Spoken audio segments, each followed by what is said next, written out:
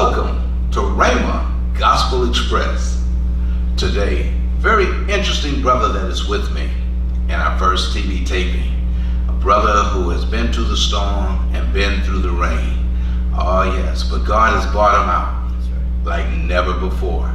Oh, a brother that has experienced something that many people don't experience, but for those of you that have been through the day what we're going to be talking about, you can catch hold and know that there is victory, there is a way out. So here today with me is Freddie Garcia. God bless you. God bless you, James. Freddie, we're going to jump right into this. Okay. God has been good to you. Yes.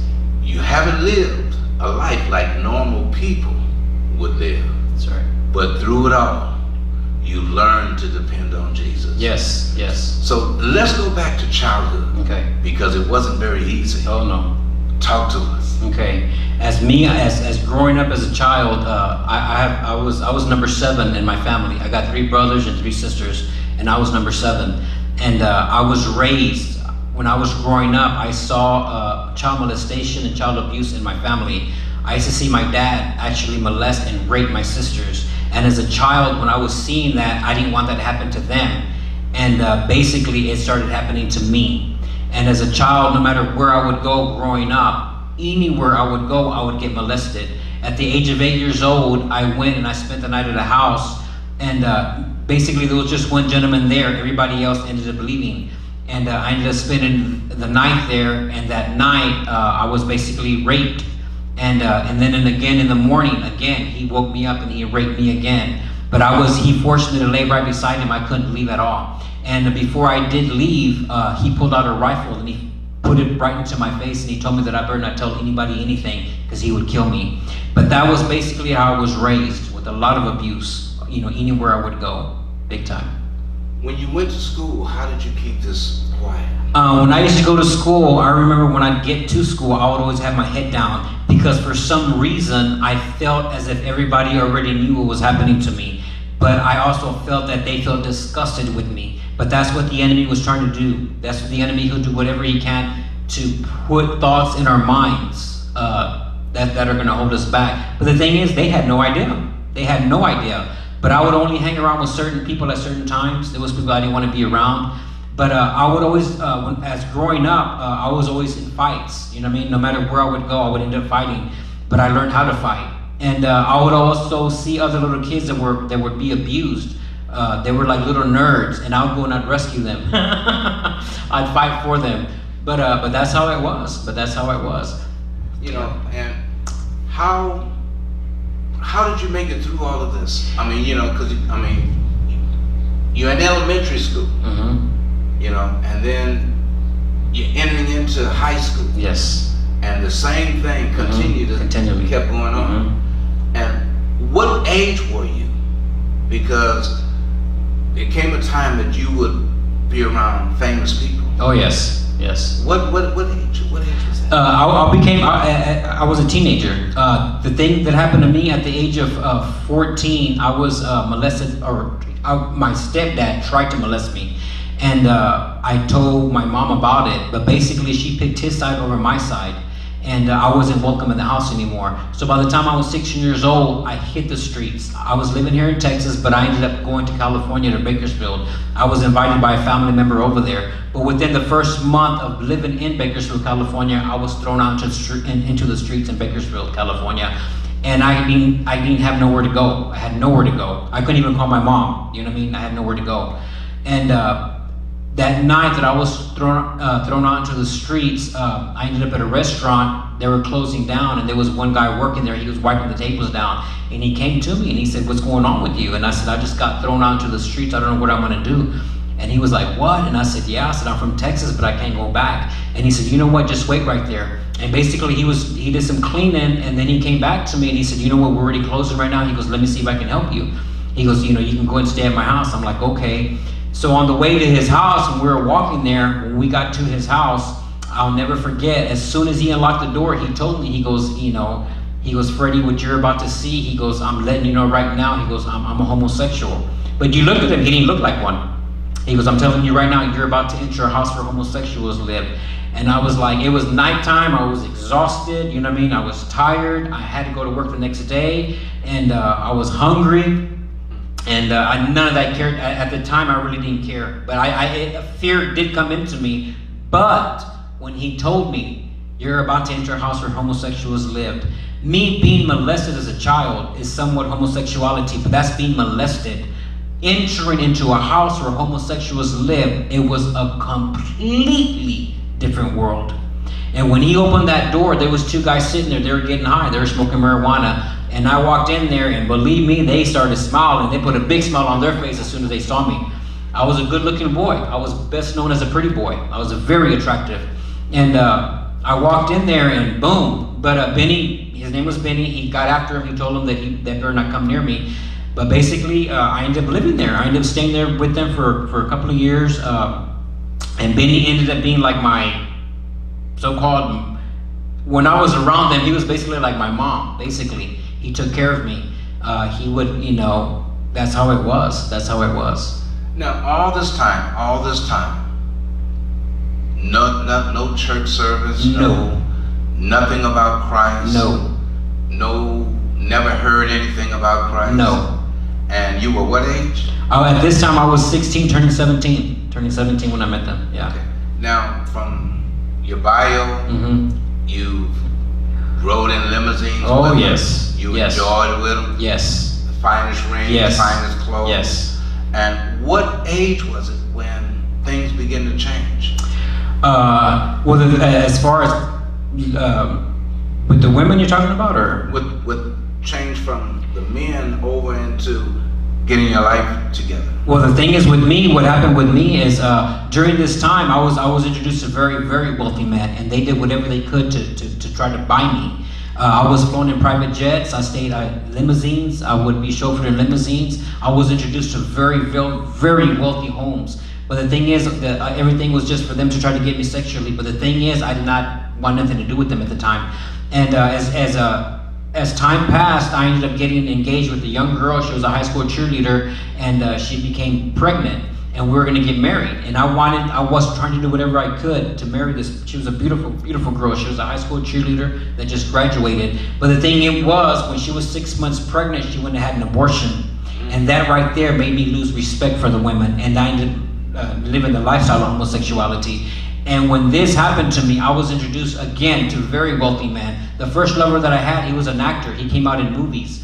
I got to meet some other movie stars and everything, but I was with this gentleman for 2 years. After that, I ended up leaving. I ended up moving to Hawaii, and I was there for a year. But during this time is when I had a sister that passed away. She was engaged, and I'm the one that gave her to this man, and 2 months later he killed her. And during this time when that happened is I ended up getting married, but I got married for all the wrong reasons. I was not happy at the time. I was very depressed and everything. So the first woman that came around, she was there willing, she was ready to get married, and I married her. But we were blessed with 2 beautiful daughters, and she's got a son. And I was in this marriage for 9 years, for 9 full years with her. Now, and I'm still amazed because you're around the type of men that you're around, movie stars, but never Benny Hinn. No. No Jesse Duplantis. No. No Bishop T.D. Jakes. No. There was one thing during this time that I was living this life. There was a couple of times that I would sneak in to some churches. I'd sneak in there and everything, but I would trip out. You know what I mean? I don't know why. I would sneak in there, but then I would leave. And and until this day, it's like, why am I? I wonder why I would do that. Because I was lost. I was completely lost. But I would actually I'd walk into a church service, you know what I mean? But I would leave. I would just go in there for a few minutes and then I would take off. There's an old song that says, something happened. One day, Yep. he tapped on your shoulder. Oh, yeah. And what a change it made. Oh, big time. Share it. Yes. Very interesting. The thing is with me in 2002, I was married and I was with my wife. The thing is, our relationship was not going through. And during this time, I ended up again into the lifestyle of homosexuality. But with me, growing up as a little boy, I would get molested. I used to go hide, and these men would go find me. They would actually drag me out of under beds to molest me. And they got to the point as a teenager, I ended up in the streets, and I learned what it was to survive with the flesh. I learned what it was to get by.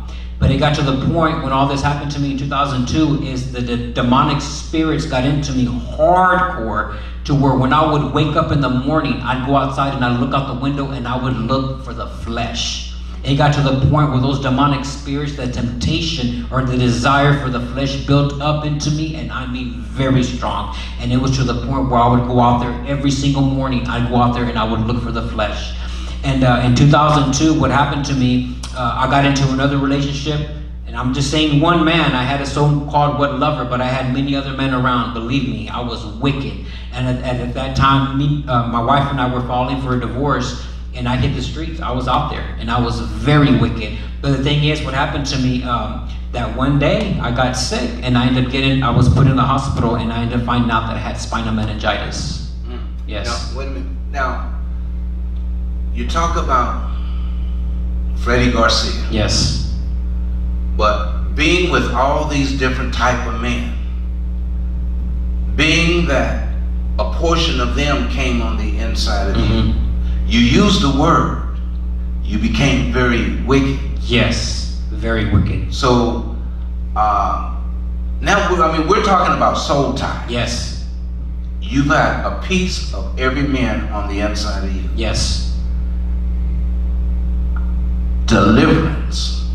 And you never heard about deliverance service. But yet and still, you hit the streets. Oh yes. And you found out you had a disease. Oh yeah. What happened to me is I was at home, and I was working at the nursing home, and I was going to college. I was going to start college at the time to be a mortician. And I was in the nursing field. I was working graveyard. All of a sudden I started getting a massive pain in my head, and I got sent home. I couldn't take it. So by 4 o'clock I got sent home and everything, and I went and laid down, and at like 10, 11 o'clock the next day, that morning, I woke up, and I went to the kitchen, and all of a sudden again this massive pain started hitting me, and I quickly went to go lay down. And at that time, this pain was so hard in my head. At the time, me and my ex-wife were filing for divorce. We would not even talk. We would not talk at all.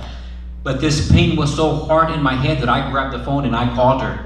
And I said, hey, I don't know what's going on, but I got this massive pain in my head. I can't take it. And she's like, what? And I said, yeah. And she goes, do you want me to call the ambulance? I said, please call the ambulance. And she did. She called the ambulance. And it was amazing when I was there on the couch just laying there, and the ambulance showed up. It was 3 guys in the ambulance, and then my ex-wife drove up. And it was amazing because this one guy, he came up to me, and he did my vitals and everything. Everything came out fine. And the other 2 gentlemen, they're like, he's fine, let's go ahead and go. And this one paramedic, he would turn around, he told him, you know what, I'm not done with them. Y'all just wait. And he kept telling me, he goes, sir, everything's fine. He goes, your vitals came out fine and everything. He goes, what would you like for me to do? I said, I don't know what's going on, but I got a massive pain in my head. I don't want to be here. Can you please take me to the emergency room? He goes, I'll be more than happy to take you. The next thing you know, they took me to the emergency room, and I will never ever forget. I could not even sit down. I was squashed down, and I had a massive pound in my head. And my ex-wife was doing the paperwork. So for a good amount of time, a few minutes, this one gentleman, and I don't remember his name, but he was standing right beside me, and he had his hand on my back speaking in tongues. At the time, I didn't know what he was doing, but he was praying for me. And those other two workers are, they're by this door, and I'll never forget this one gentleman. He was there praying and praying and praying for me. And the next thing you know it, those other guys, they said, sir, we have another emergency room. We have another emergency. We have to leave. And he goes, you know what? God bless you, Freddie. I'll keep you in prayer. And he left. I'll never forget who he was. I don't know who he is, but I'll never forget him. But after that, I was put into my room, and I was in the hospital for 11 days. And a couple of days later, it's when I went into a coma. But ladies and gentlemen, when I was taken up into my room, before I went in there, I was taken into the x-ray room, and they did my x-rays, and the lady walked out. She had to go to another room. And I was in there, ladies and gentlemen, and I had this fear of death around me. I cannot explain. I was so scared. I felt like as if I was going to be thrown into the pit of hell. And I'll never forget, on my left ear, I heard a voice saying, ask for forgiveness. And as soon as I heard that, I was tripping out, and I started looking around. But again, I heard the voice say, ask for forgiveness. And as soon as the thing is, when the Holy Spirit told me to ask for forgiveness, I could not even say the name Jesus. I had so many demons in me, and I was trying to say the name Jesus, and it would not come out. I actually felt a hand grab my throat and started choking me. But I kept mumbling and mumbling and mumbling, and all of a sudden, the name of Jesus. And as soon as that name came out, I was able to speak clearly. And I started asking for forgiveness. And believe me, when you ask for forgiveness, you better mean it with all of your heart and not just with words. You better mean it, because it means a lot. And when I asked for forgiveness, believe me, I meant it. And the next thing you know, it is the worker came in there, and she took me to my room. And a couple of days later is when I went into a coma. And that's when I was taken to 3 different levels of hell. Hell. Hell. You're not talking about hell on earth. Oh, no. Ladies and gentlemen, brothers and sisters, don't go away. We'll be right back, right after this, because he's going to talk about his experience in hell. Yes.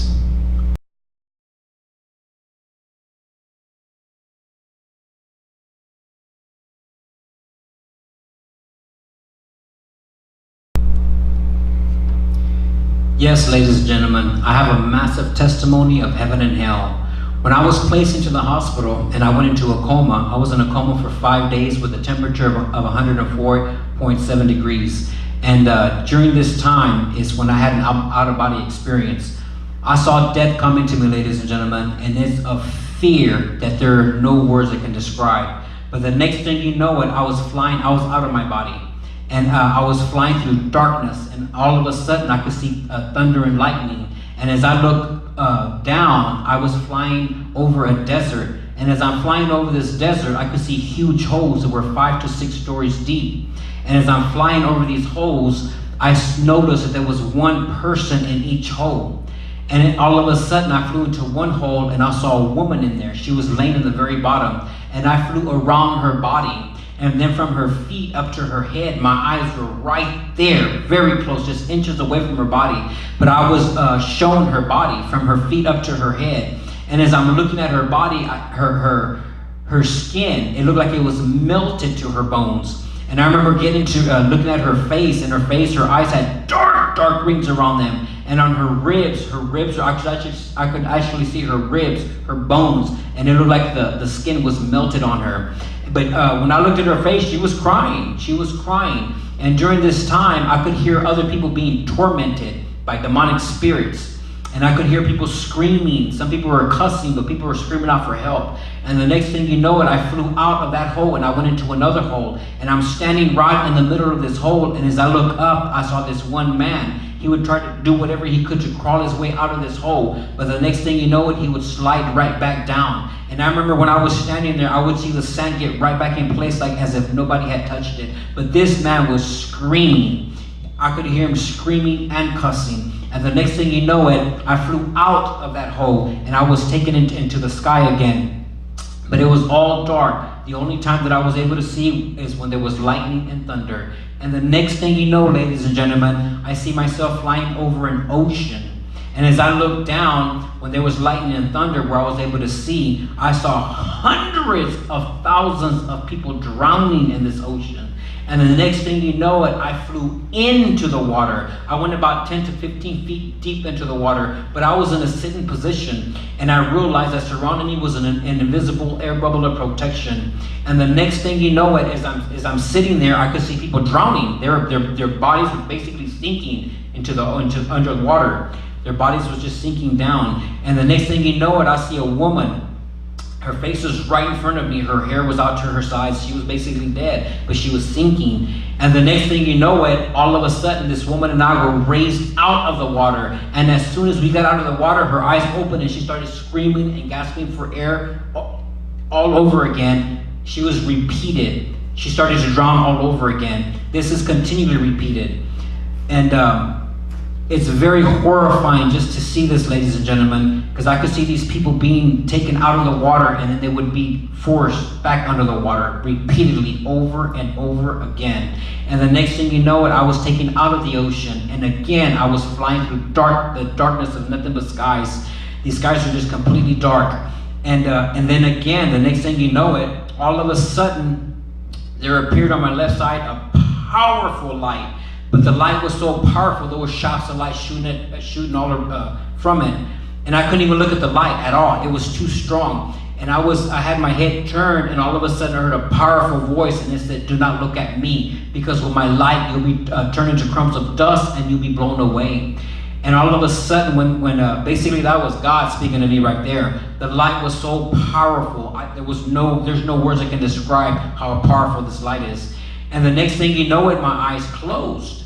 And when my eyes closed, within seconds, all of a sudden my eyes opened. And when my eyes opened, I was falling down. And as I looked down, I could see fire under me. And the next thing you know, ladies and gentlemen, I was actually thrown into the lake of fire. And as I landed into the lake of fire, I hit the very bottom. And as I hit the bottom, I stood up, and I was inside the lake of fire. And I was up there with my arms just stretched up above me, and I started screaming and yelling. But the fear that you know that you're in the lake of fire, there is no way to describe it, because you know that you're going to be in there. And then to know that you're going to be in there for eternity, I'm telling you, ladies and gentlemen, people, you better open up your eyes, because this is not a game. I was actually thrown into the lake of fire, and I could hear these people screaming and yelling.